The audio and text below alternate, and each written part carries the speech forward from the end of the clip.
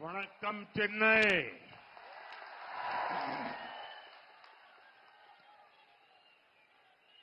Every time I come to Chennai, I feel energized by the people. It is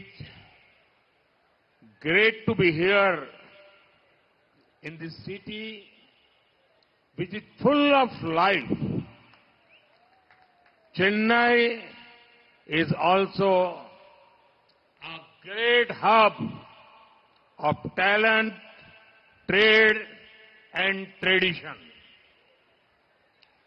In our mission to build a developed India, the people of Chennai will play a very, very important role.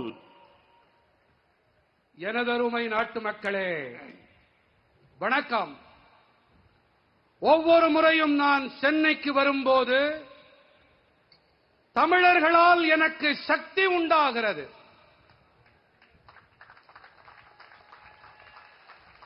உயிர்ப்பும் துடிப்பும் நிரம்பியிருக்கும் இந்த நகரத்திற்கு வருவது மிக அருமையாக இருக்கிறது. திறமைகள், வர்த்தகம், பாரம்பரியம் ஆகியவற்றின் மைய புள்ளி சென்னை. வளர்ச்சியடைந்த இந்தியாவை கட்டமைக்கும் நமது நோக்கத்திலே சென்னை வாசிகள் மிக முக்கியமான பங்கினை ஆற்றுவார்கள். साथियों, तमिलनाडु के प्रति मेरा लगाव बहुत पहले से है. मुझसे आपका प्रेम भी बहुत पुराना है, लेकिन इधर कुछ वर्षों से मैं जब भी तमिलनाडु आता हूं, कुछ लोगों के पेट में दर्द होने लगता है. इन्हें इस बात से तकलीफ होती है कि बीजेपी का जनाधार यहां लगातार बढ़ रहा है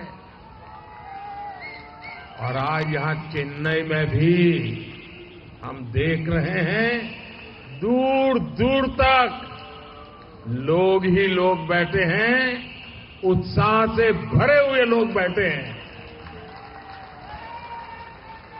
நண்பர்களே, எனக்கும் தமிழ்நாட்டிற்கும் இடையேயான உறவு மிக பழமையானது.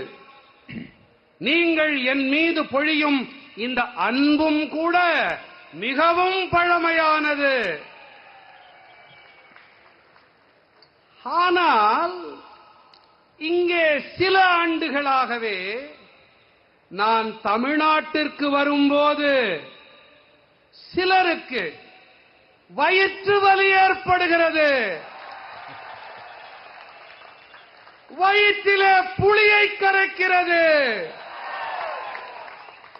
காரணம் என்ன தெரியுமா? காரணம் பாஜகவுக்கு மக்கள் ஆதரவு தொடர்ந்து வலுவடைந்து வருகிறது என்பதுதான். இன்று சென்னையிலே இதை நாம் தெளிவாக பார்த்துக் கொண்டிருக்கிறோம். நெடுந்தொலைவுக்கு மக்கள் வெள்ளம் திரண்டிருப்பதை பார்த்துக் கொண்டிருக்கிறோம். साथियों, मोदी ने विकसित भारत के साथ साथ विकसित तमिलनाडु का संकल्प लिया हुआ है. हमें जल्द ही भारत को दुनिया की टॉप 3 इकोनॉमी बनाना है. इसमें तमिलनाडु की, चेन्नई की भी बड़ी भूमिका है. भारत सरकार चेन्नई जैसे शहरों को विकसित करने के लिए निरंतर काम कर रही है। हमारी सरकार द्वारा चेन्नई में हजारों करोड़ रुपए के अर्बन इंफ्रास्ट्रक्चर प्रोजेक्ट पर काम किया जा रहा है। स्मार्ट सिटी मिशन हो, पीने के पानी और सीवेज मैनेजमेंट के लिए अमृत स्कीम हो, चेन्नई मेट्रो और चेन्नई एयरपोर्ट प्रोजेक्ट हो, हमने ऐसे कई प्रोजेक्ट्स को आगे बढ़ाया है जिससे यहां ईज ऑफ लिविंग बढ़े। चेन्नई पोर्ट से मदुरवायल के बीच कॉरिडोर बनाने के लिए भी हजारों करोड़ रुपए खर्च किए जा रहे हैं। நண்பர்களே, மோடி வளர்ச்சியடைந்த பாரதத்தோடு கூடவே வளர்ச்சியடைந்த தமிழ்நாட்டிற்கான உறுதிப்பாட்டையும் மேற்கொண்டிருக்கிறேன். நாம் மிக விரைவாக பாரதத்தை உலகின் 3 தலை சிறந்த பொருளாதாரங்களில் ஒன்றாக ஆக்க வேண்டும்.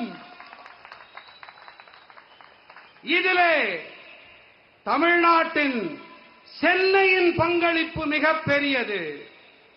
பாரத அரசு சென்னை போன்ற நகரங்களின் வளர்ச்சிக்காக தொடர்ந்து பணியாற்றி வருகிறது.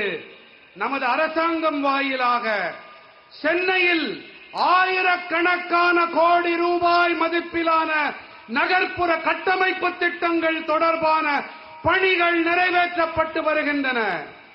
அது ஸ்மார்ட் நகரங்களாகட்டும், குடிநீர் மற்றும் கழிவுநீர் மேலாண்மைக்கான அம்ருத் திட்டமாகட்டும், சென்னை மெட்ரோ மற்றும் சென்னை விமான நிலைய திட்டங்களாகட்டும், சென்னை வாசிகளின் வாழ்க்கை மேம்பாடு அடைய வேண்டும் என்பதற்காக நாம் வாழ்க்கை வாழ்வதில் சுலபத்தன்மை வேண்டும் என்பதன் பொருட்டு பல திட்டங்களை முன்னெடுத்துச் சென்றிருக்கிறோம். சென்னை துறைமுகத்திற்கும் மதுரவாயிலுக்கும் இடையேயான காரிடார் இடைவெளியை ஏற்படுத்தவும் கூட ஆயிரக்கணக்கான கோடி ரூபாய் செலவு செய்யப்பட்டு வருகின்றது. साथियों, केंद्र सरकार के इन प्रयासों के बीच डीएमके सरकार ने चेन्नई के लोगों की जरूरतों से, आपके सपनों से मुंह फेर रखा है। अभी कुछ समय पहले इतना बड़ा साइक्लोन आया, चेन्नई के लोगों को इतनी परेशानी हुई, लेकिन डीएमके सरकार ने मदद करने की जगह लोगों की मुश्किलों को और ज्यादा बढ़ाने का काम किया। डीएमके के लोग संकट के समय फ्लड मैनेजमेंट नहीं करते, बल्कि ये मीडिया मैनेजमेंट करने में लगे रहते हैं।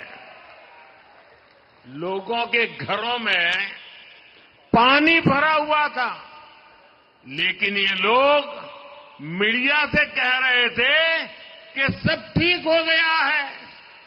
इसी से पता चलता है कि डीएमके सरकार को जनता के सुख दुख से, आपके सुख दुख से कोई मतलब नहीं है।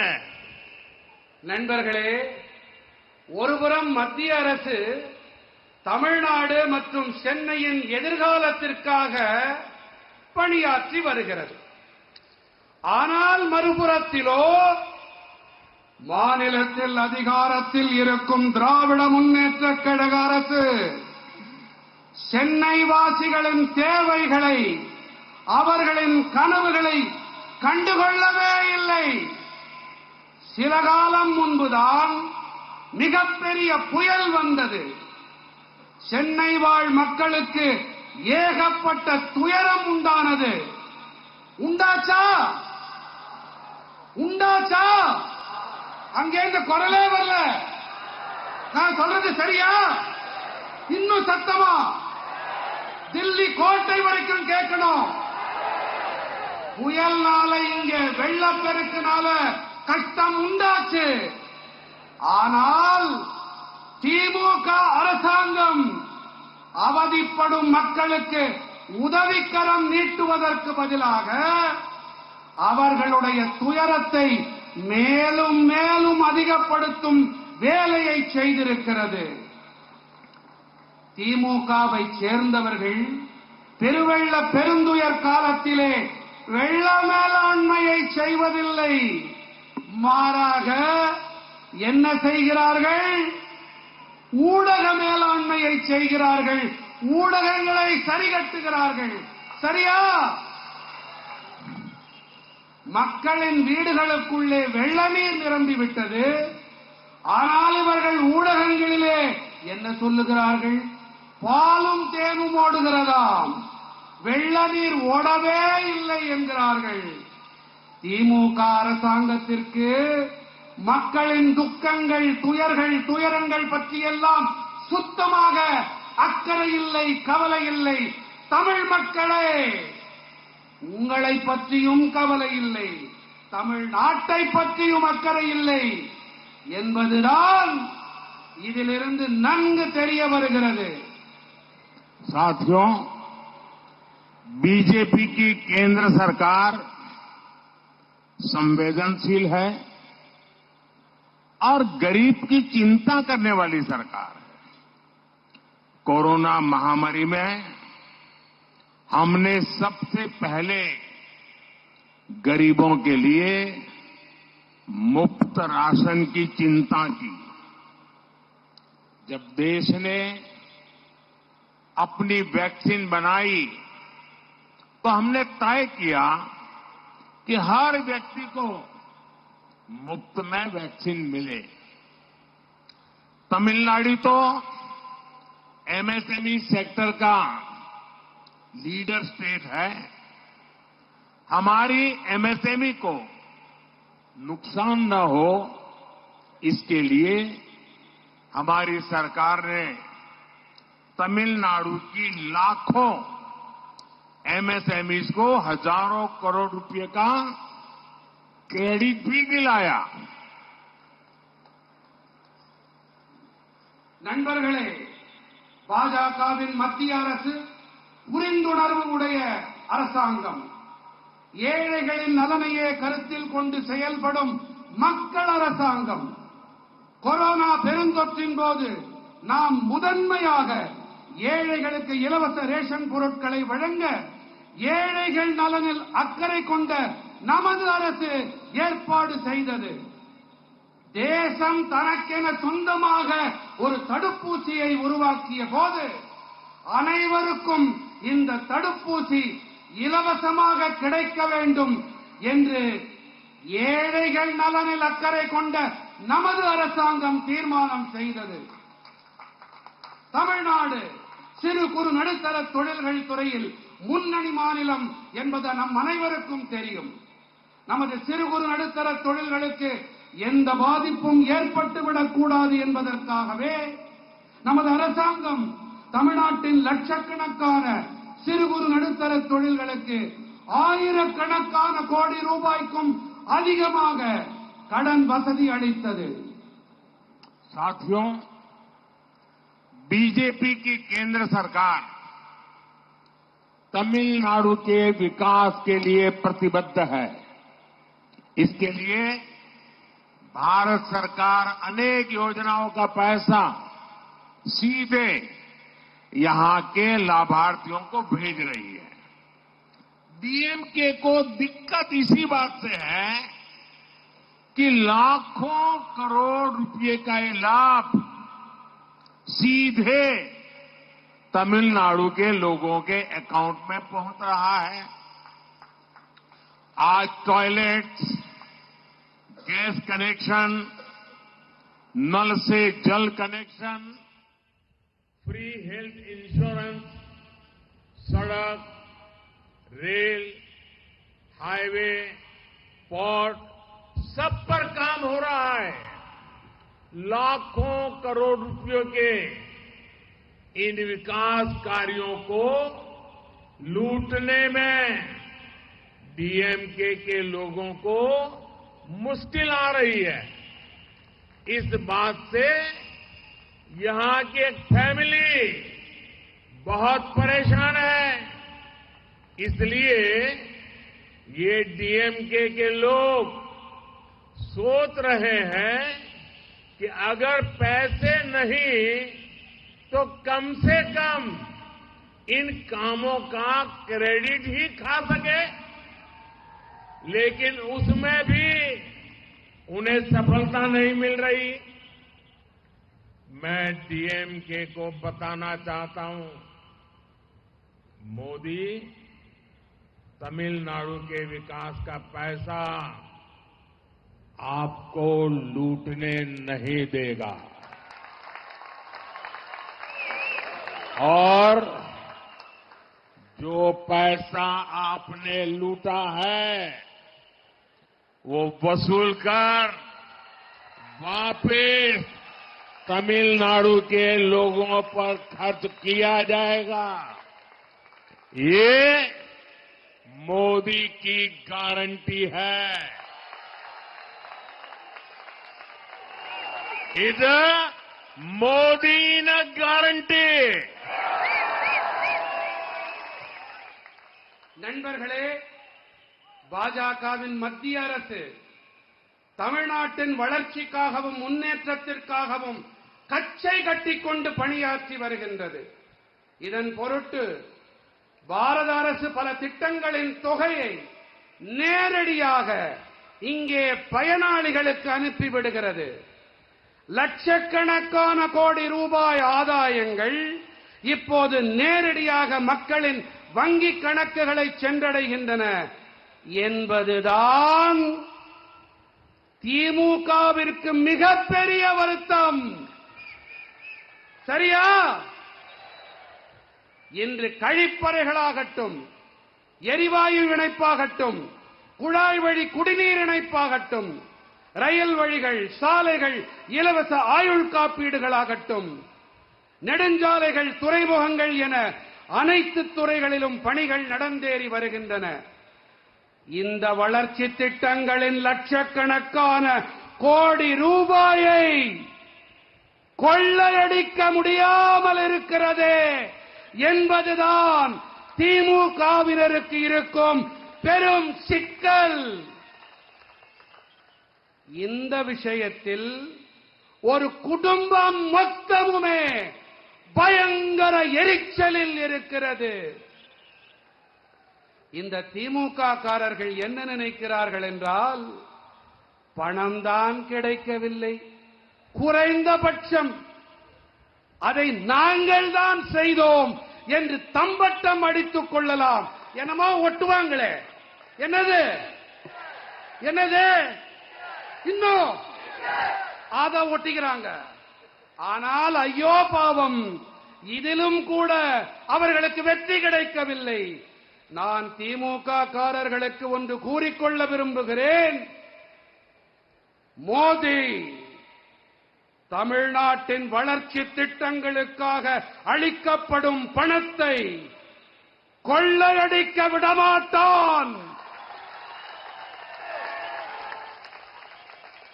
எந்த பணத்தை நீங்கள் கொள்ளையடிக்கின்றீர்களோ, கொள்ளையடித்திருக்கிறீர்களோ, அந்த பணம் திரும்ப வசூலிக்கப்பட்டு தமிழ்நாட்டின் மக்களுக்காகவே செலவு செய்யப்படும். எனதருமை நாட்டு மக்களே, இது மோடி அளிக்கும் கேரண்டி, இது மோடியின் உத்தரவாதம்.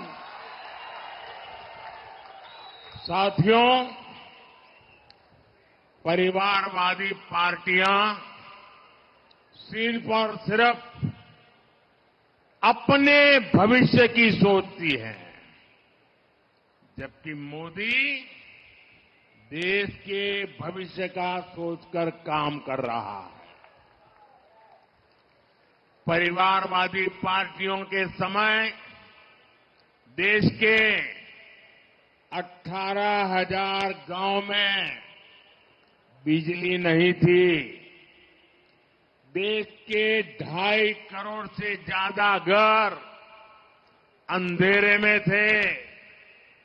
आप भी जानते हैं 21वीं सदी की बहुत बड़ी चुनौती एनर्जी सिक्योरिटी है।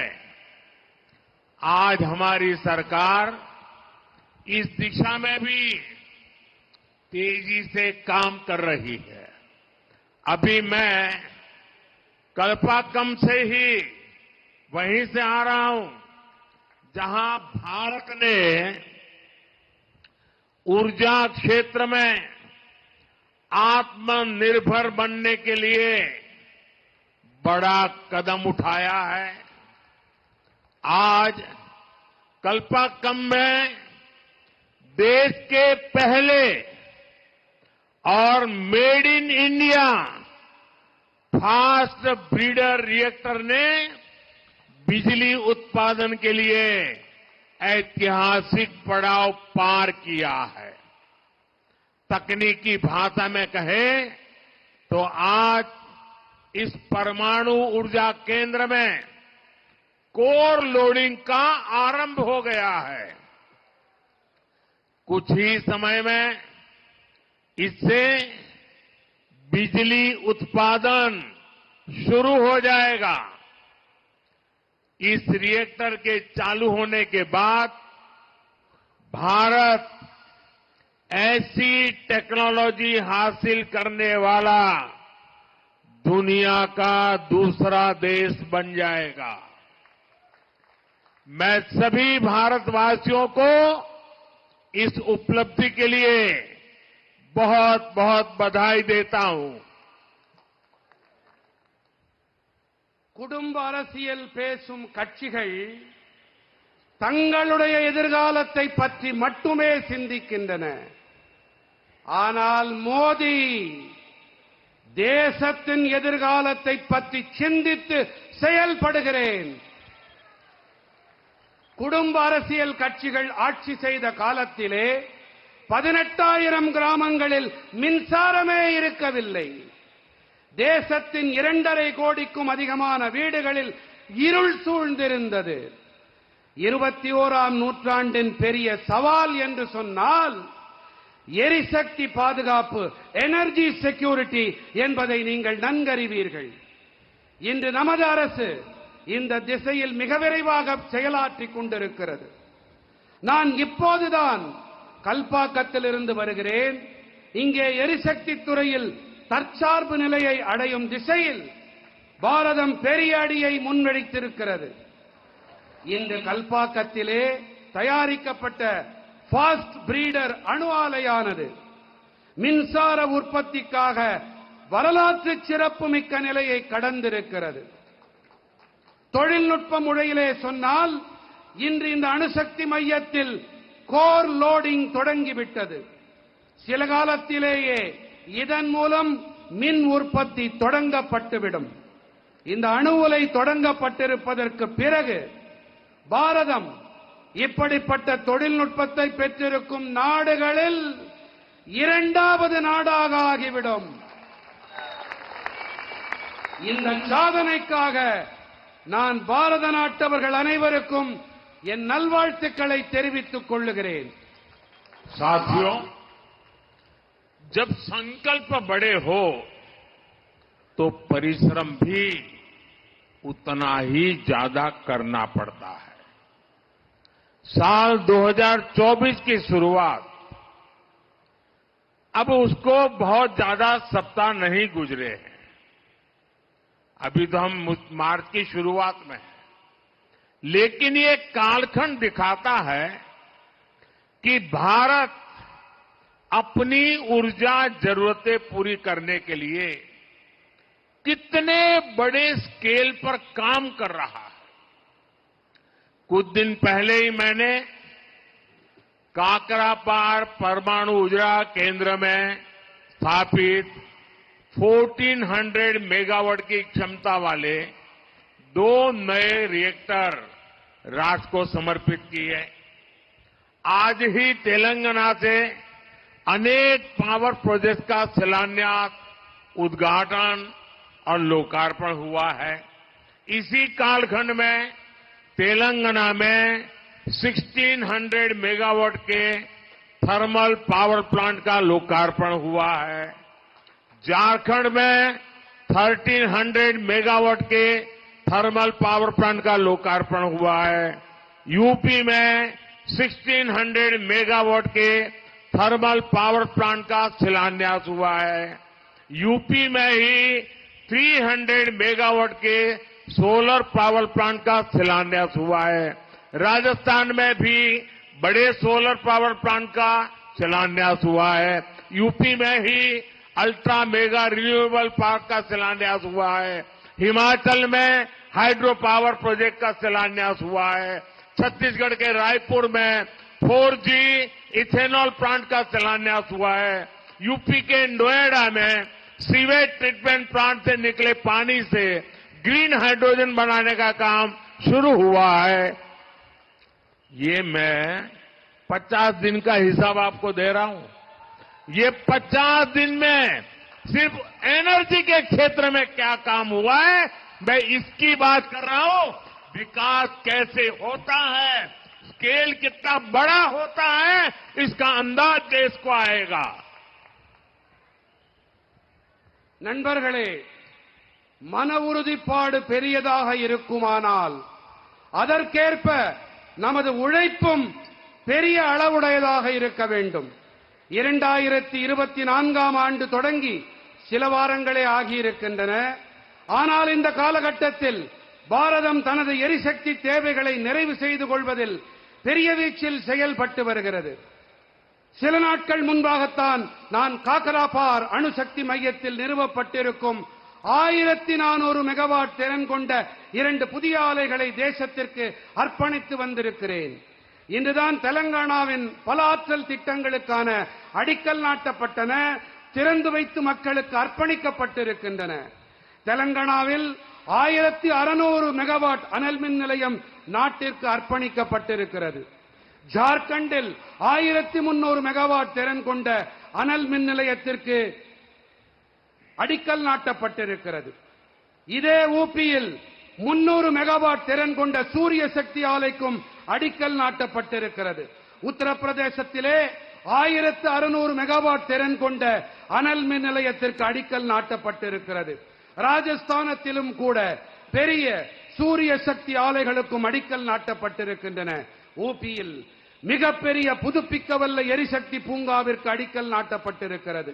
இமாச்சல பிரதேசத்தில் புனல் மின் நிலையத்தின் திட்டத்திற்கும் அடிக்கல் நாட்டு விழா நடந்தேறி இருக்கிறது. சத்தீஸ்கடிலே ராய்ப்பூரிலே 4G எத்தனால் ஆலைக்கு அடிக்கல் நாட்டப்பட்டிருக்கிறது. ஊபியிலே நொய்டாவிலே கழிவுநீர் சுத்திகரிப்பு ஆலையிலிருந்து வெளியேறும் நீர் மூலம் பசுமை ஹைட்ரஜன் தயாரிக்கும் பணி தொடங்கப்பட்டிருக்கிறது. இது கடந்த சில நாட்களில் செய்யப்பட்டிருக்கும் அடிக்கல் நாட்டு விழா திறப்பு விழாவுக்கான பட்டியலை மட்டுமே உங்களுக்கு அளித்திருக்கிறேன். साथियों, आप जरा एक बात मैं कहने जा रहा हूं, ध्यान से सुनिए। चेन्नई के लोग भी सुने, तमिलनाडु के लोग भी सुने और देश के लोग भी सुने। कुछ दिन पहले तमिलनाडु में ही देश के पहले green hydrogen fuel cell vessel को लॉन्च किया गया था। यूपी के मेरठ सिंभावली ट्रांसमिशन लाइन्स का उद्घाटन इसी दौरान हुआ है।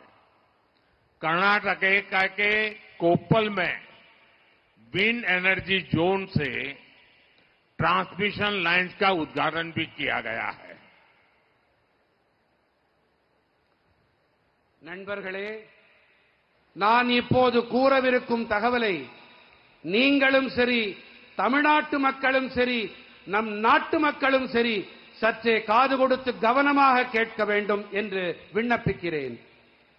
சில நாட்கள் முன்பாகத்தான் தமிழ்நாட்டிலே பசுமை ஹைட்ரஜன் எரிபொருள் வாயிலாக இயங்கும் கலன் தொடங்கப்பட்டது. ஊபியிலே மேரட் சிம்பாவலி டிரான்ஸ்மிஷன் லைன்கள் கூட இந்த காலகட்டத்திலேதான் தொடங்கப்பட்டிருக்கின்றன.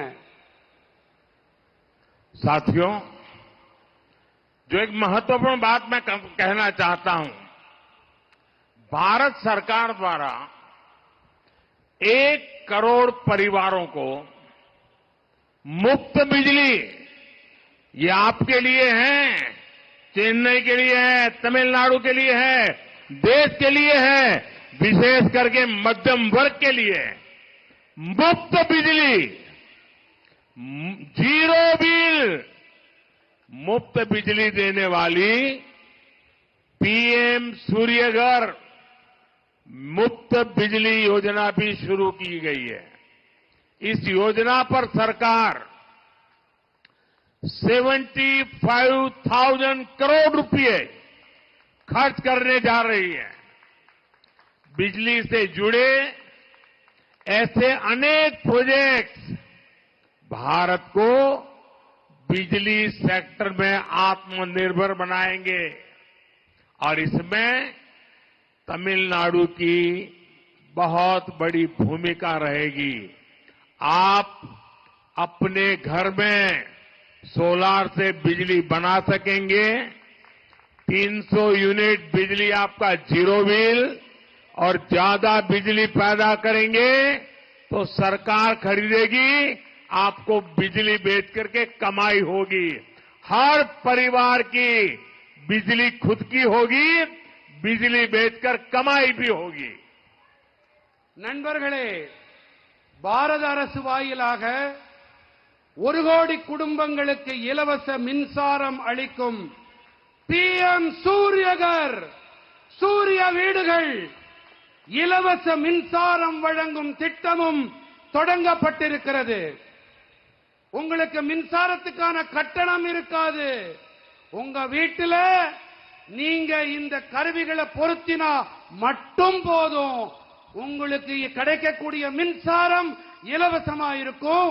உபரி மின்சாரம் அதை அரசாங்கம் வாங்கிக்கும். சந்தோஷமா இல்லையா?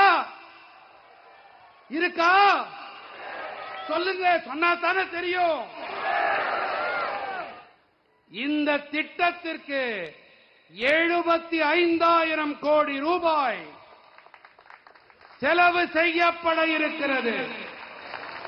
மின்சாரத்தோடு இணைந்த இத்தகைய பல திட்டங்கள் பாரதத்தை மின்சக்தி துறையில் தன்னிறைவு உடையவனவாக ஆக்கும்.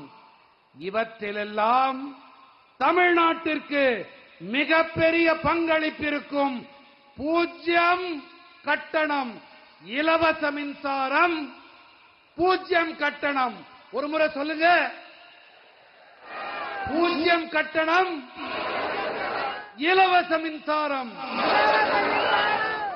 साथियों,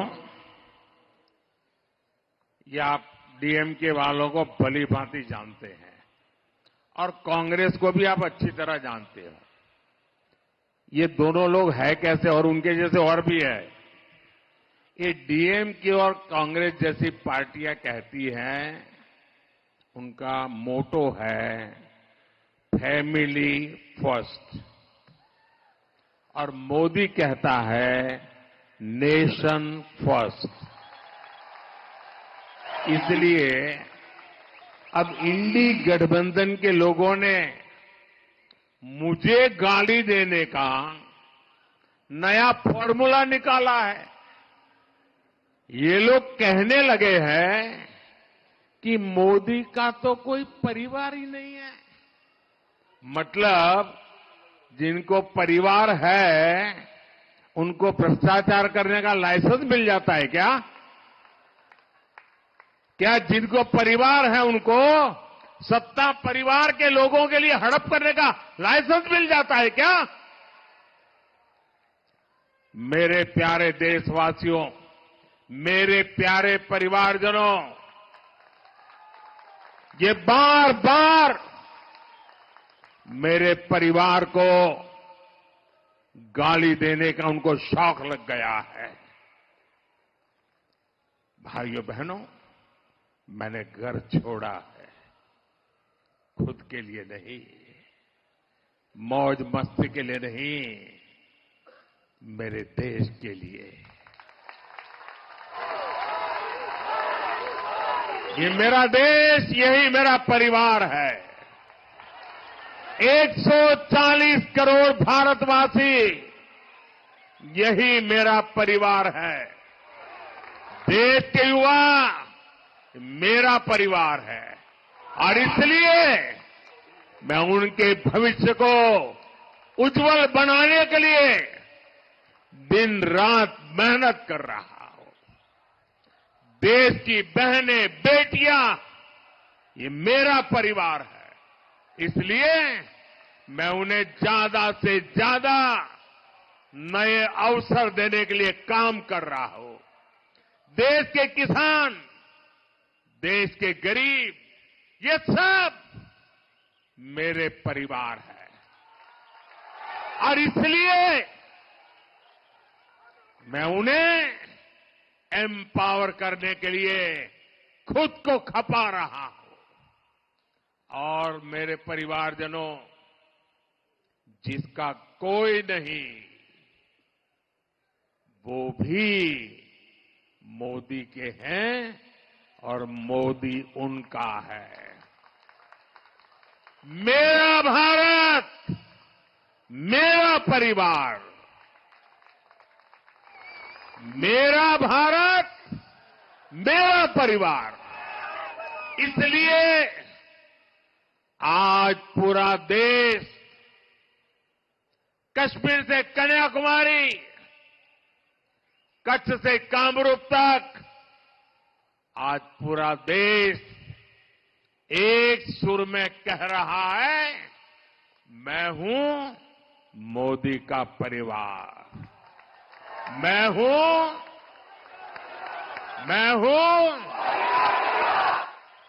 नान दान मोदीयन कुडुंबम, नान दान, नान दान, नान दान, नान दान।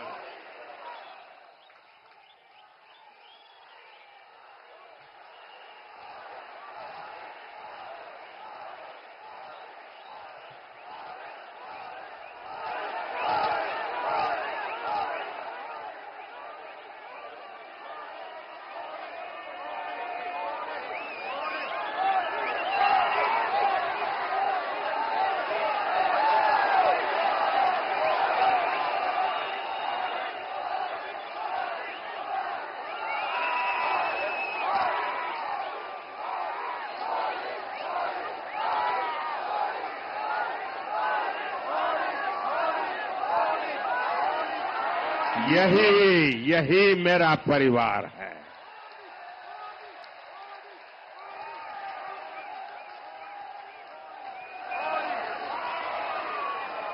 என் மனம் நிறை குடும்ப சொந்தங்களே, திமுக, காங்கிரஸ் போன்ற கட்சிகள் என்ன சொல்லுகிறார்கள்? இவர்கள் மட்டும் சொல்லவில்லை, இந்தி கூட்டணியைச் சேர்ந்த மேலும் பல கட்சிகளும் என்ன சொல்லுகிறார்கள்? குடும்பத்துக்கே முதல் உரிமை. என்ன நான் சொல்றது காதுல விழுதா? குடும்பத்துக்கா முதல் உரிமை? ஆனால் மோடி சொல்வது என்ன? தேசத்துக்கே முதன்மை. எதற்கு முதன்மை? சத்தமா நீங்கள் கூறுங்கள் சகோதர சகோதரிகளே, மோடி சொல்வது சரியா? தேசத்திற்கே முதன்மை. ஆகையினாலேதான் இந்தி கூட்டணியைச் சேர்ந்தவர்கள் என்னை வைய, என்னை வசைபாட ஒரு புதிய பார்முலாவை கண்டுபிடித்திருக்கிறார்கள். அட போயா, இந்த மோடிக்கு குடும்பம்லாம் கிடையாது, அதனாலதான் இப்படி எல்லாம் பேசுறாரு என்று அவர்கள் கூறி வருகிறார்கள். என் உயிரினும் மேலான உறவுகளே, எனக்கு 16 வயதான போது நான் வீட்டை துறந்து வெளியேறினேன். எதற்காக வெளியேறினேன்? யாருக்காக வெளியேறினேன்? இந்த தேசத்திற்காக நான் வெளியேறினேன். எனதருமை மக்களே, நீங்கள்தான் என் குடும்பம்.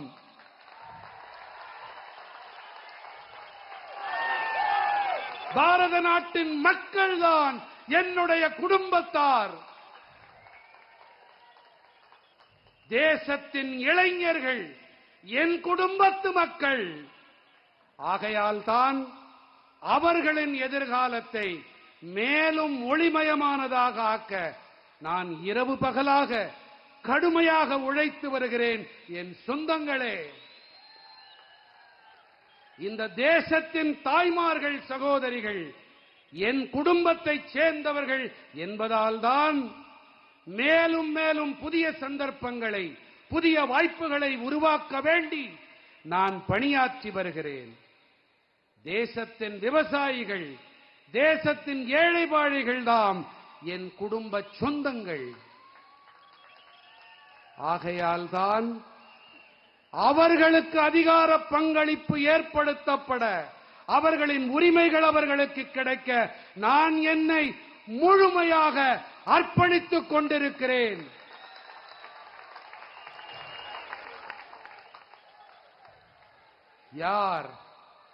யாருமே இல்லாதவர்களோ, யார் நிராதரவாக இருக்கிறார்களோ, யார் அனாதைகளோ, யாருக்கு யாருமே இல்லையோ, அவர்களும் இந்த மோடியைச் சேர்ந்தவர்கள்தான். மோடி அவர்களுக்கு சொந்தமானவன்.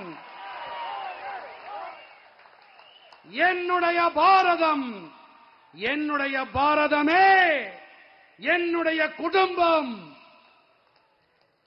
ஆகையினால்தான் இன்று தேசம் முழுவதும் ஒரே குரல் எடுத்து கூறுகிறது, நான் மோடியின் குடும்பத்தைச் சேர்ந்தவன்.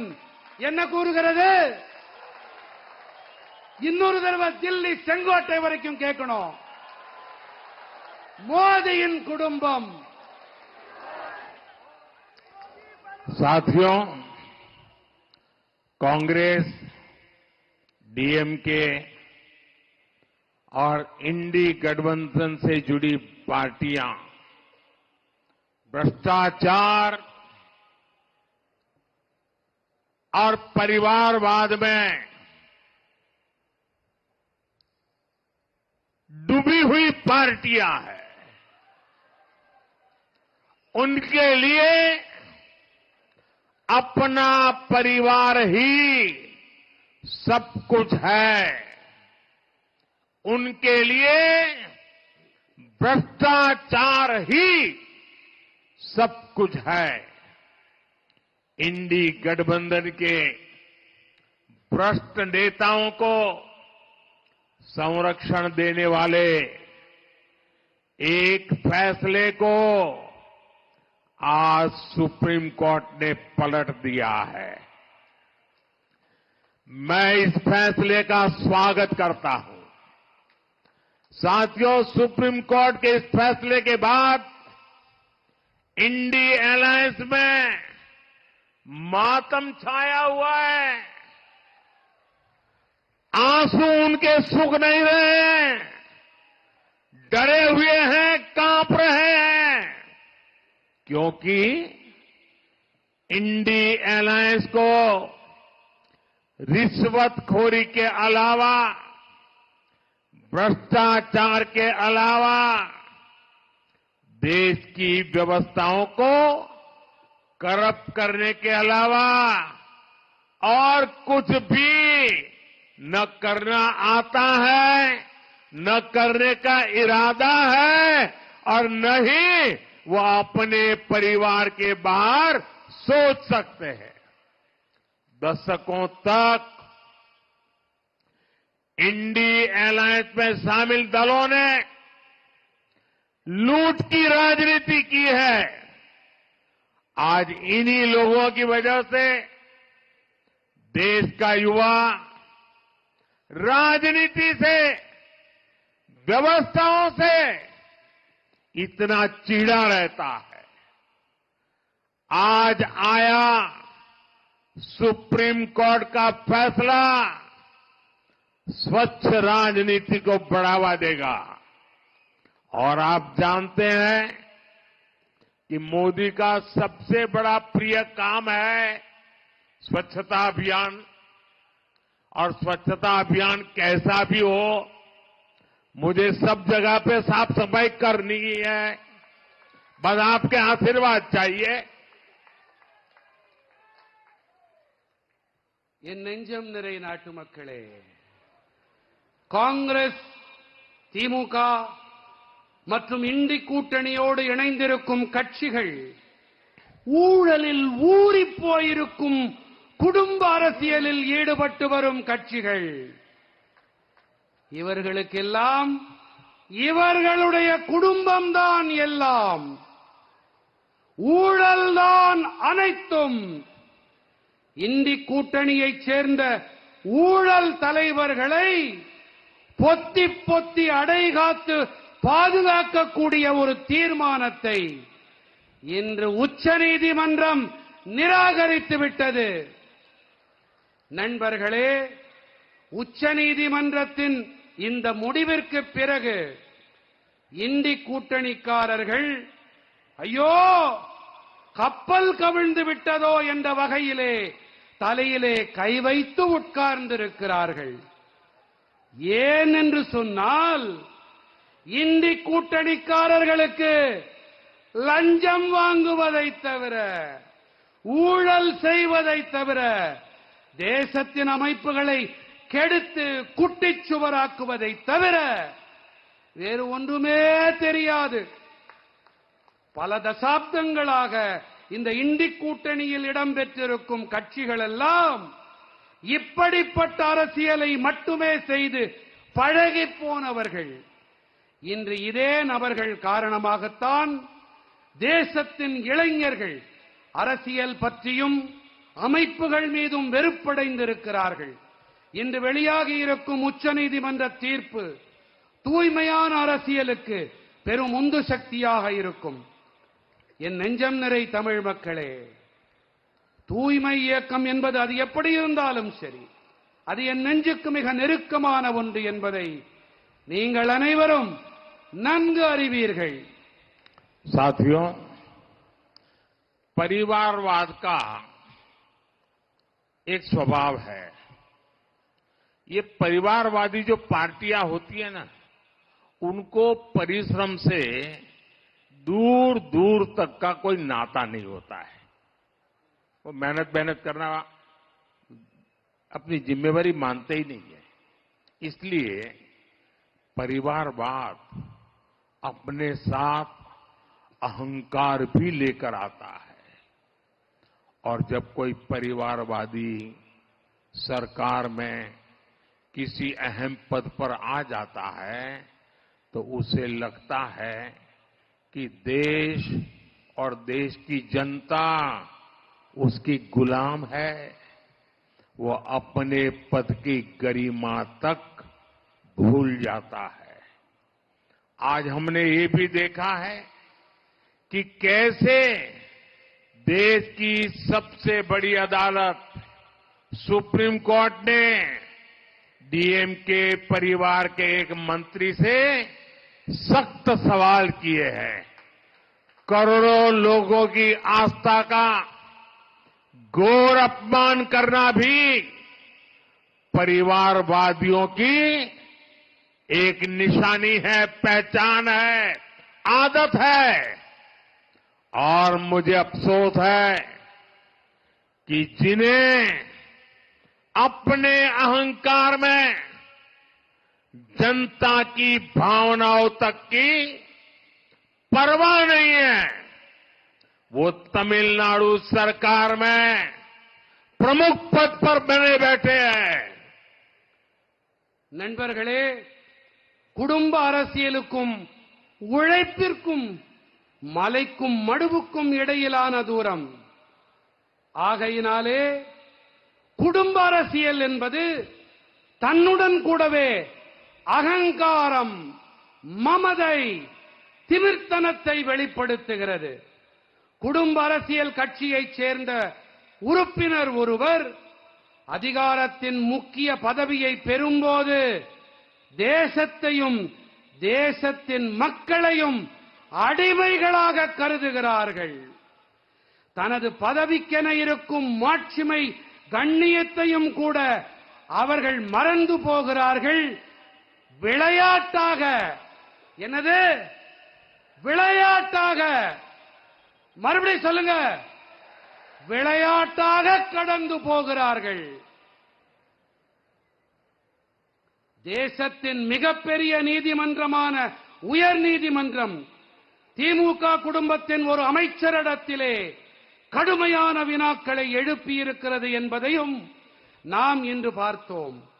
கோடிக்கணக்கான மக்களின் நம்பிக்கையை கொச்சைப்படுத்தி காலில் போட்டு மிதித்து அவமானம் செய்வதும் கூட குடும்ப அரசியல் நடத்துபவர்களின் லட்சியம், அடையாளம். சகோதர சகோதரிகளே, தங்களுடைய அதிகாரம், அகங்காரம், மமதை காரணமாக மக்களின் உணர்வுகளை கொஞ்சம் கூட மதிக்காத ஒருவர் இன்னமும் கூட தமிழ்நாடு அரசின் முக்கிய பதவியில் இடம் பெற்றிருக்கிறார்.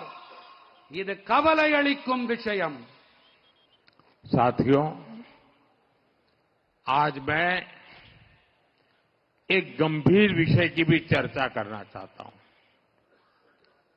मैं अपनी एक चिंता साझा करना चाहता हूं और मैं चाहता हूं कि तमिलनाडु का हर मां बाप मेरी इस चिंता को समझे। मुझे आपके बच्चों की चिंता है, मुझे आपके बेटे बेटियों की चिंता है और इसलिए मैं बहुत चिंता के साथ, बड़ी गंभीरता के साथ मेरे दिल का एक दर्द आपसे साझा करना चाहता हूं। आप जानते हैं कि तमिलनाडु में सत्तारूढ़ पार्टी के संरक्षण में ड्रग्स के गिरोह पनप रहे हैं और जो जानकारियां मेरे पास आ रही हैं वो चिंताजनक है। मुझे आपकी आने वाली पीढ़ी की चिंता है, मुझे आपके बेटे बेटियों की चिंता है। आपको ऐसी पार्टी से बहुत सावधान रहने की जरूरत है जो आपके बच्चों का भविष्य तबाह होता देख रही है, आंखें मूंद करके बैठी है। आप लोग भाजपा को मजबूत करेंगे तो तमिलनाडु के दुश्मनों पर भी कार्रवाई और तेज होगी और ये मोदी की गारंटी है। इधर மோடியின் கேரண்டி. நண்பர்களே, நான் என்னுடைய உரையை நிறைவு செய்யும் முன்பாக என் மனதை அரிக்கும் ஒரு கவலையை உங்களோடு பகிர்ந்து கொள்ளுகிறேன். என்னுடைய இந்த கவலை தமிழ்நாட்டைச் சேர்ந்த பல பெற்றோர்கள் மனதிலும் கண்டிப்பாக இருக்கிறது என்பது எனக்கு தெரியும். அது ஆட்சி அதிகாரத்திலே இருக்கும் கட்சியின் ஆதரவிலே தமிழ்நாட்டிலே போதைப் பொருட்கள் தங்கு தடையில்லாமல் அங்கிங்கெனாதபடி அனைத்து இடங்களிலும் புழங்கி வருகிறது என்பதுதான் என் மனதை உருக்கும், என் மனதை அரித்தெடுக்கும் அந்த கவலை. இந்த கவலை இங்கே உங்களுக்கு இருக்கிறதா? இங்கே பெற்றோர்கள் இருக்கின்றீர்களே, உங்களுக்கு இருக்கிறதா? இன்னும் பலமாக தமிழ்நாட்டிலே இருக்கும் அனைத்து பெற்றோர்களின் சாட்சியாக, அவர்களுக்கான அடையாளமாக நீங்கள் உங்கள் குரலை ஒலிக்கிறீர்கள். மேலும் பலமாக ஒலியுங்கள். அந்த கவலை இருக்கிறதா? உங்கள் மனதை அரித்தெடுக்கும் அதே கவலை, உங்கள் குழந்தைகளை பற்றிய அந்த கவலை என்னையும் அரித்து தின்கிறது.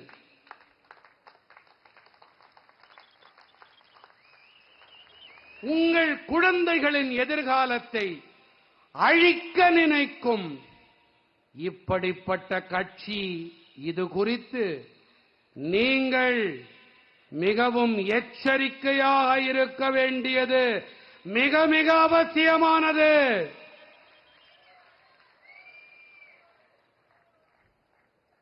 இன்றைய குழந்தைகள் மட்டுமல்ல, நாளைய தலைமுறையும் இதனால் பாதிக்கப்படும்.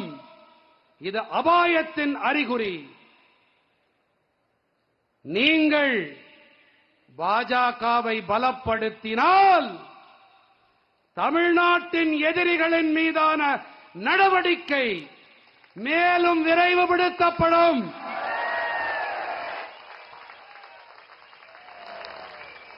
இது